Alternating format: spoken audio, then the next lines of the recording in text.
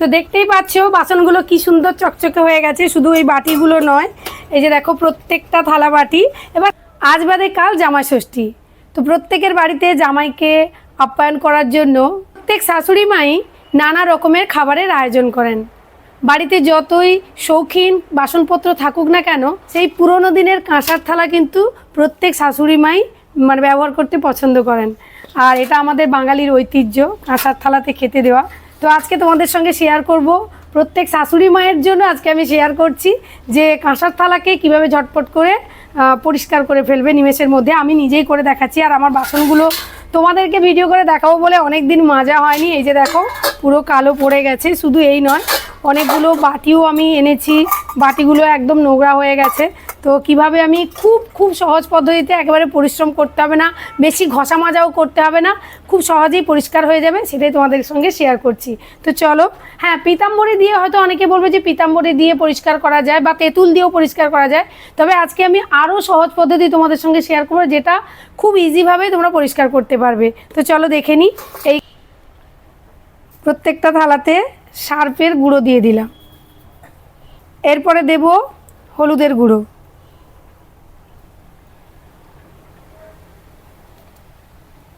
Surf গুঁড়ো হলুদ গুঁড়ো দিলাম।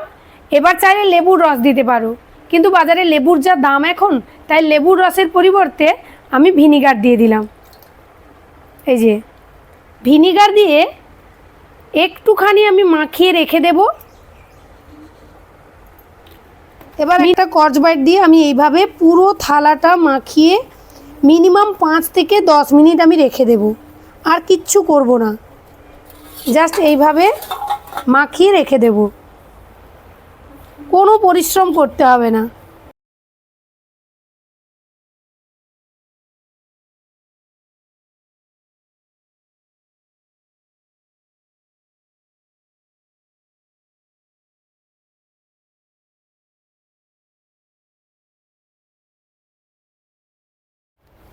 এইভাবে প্রত্যেকটা বাসনে দেখো, এই যে দেখো প্রত্যেকটা বাসনে আমি সার্ফ আর জামা কাপড় কাচা যে সাবান গুঁড়ো হয়, সেই সাবান গুঁড়ো আর হলুদের গুঁড়ো আর ভিনিগার দিয়ে এই যে মাখিয়ে রেখে দিলাম। এখন 10-15 মিনিট থাক, তারপরে এসে যখন পরিষ্কার করবো তখন তোমাদের সঙ্গে শেয়ার করব।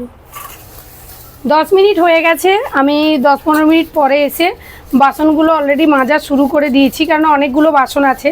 সব তো আর ভিডিওতে দেখাতে পারবো না, অনেক টাইম লেগে যাবে, ভিডিও অনেক লেন্দি হয়ে যাবে। তো যার জন্য আমি এইভাবে দেখো একটা স্কচব্রাইট নেবে, নতুন স্কচব্রাইট হলে ভালো হয়। তো এইভাবে জাস্ট একটু ঘষে দেবে, একটু ঘষে দিলে দেখবে একেবারে চকচক চকচক করবে। এই যে এগুলো দেখো, এই যে এগুলো দেখো আমি পরিষ্কার করেছি, জাস্ট মেজে দিয়েছিলাম। এই যে দেখো দেখো, এই যে দেখো, দেখেছো?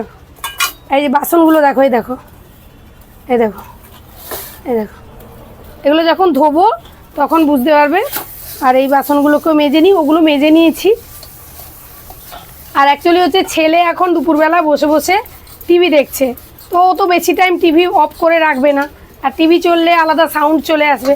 তো যার জন্য আমি কিছু বাসন মেজে নিয়েছি আর কিছু বাসন রেখেছি তোমাদের সঙ্গে শেয়ার করব বলে।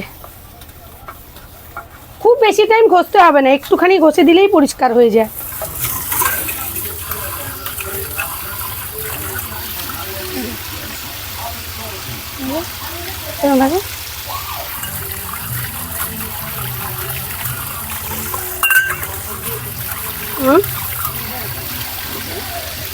তো সুন্দর পরিষ্কার